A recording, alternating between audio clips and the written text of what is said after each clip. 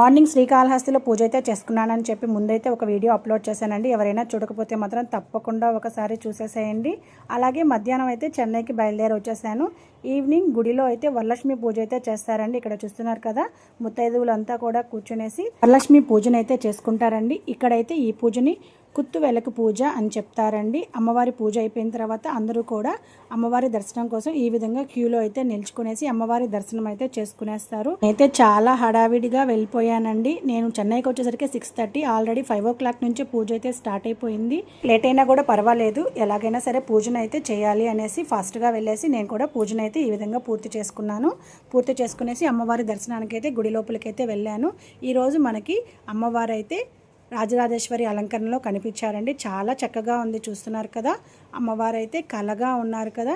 మీకు ఎలా అనిపించిందో మీ అభిప్రాయాన్ని కామెంట్ రూపంలో మాత్రం తప్పకుండా షేర్ చేసుకునేసేయండి. ఈ వీడియో మీకు నచ్చినట్లయితే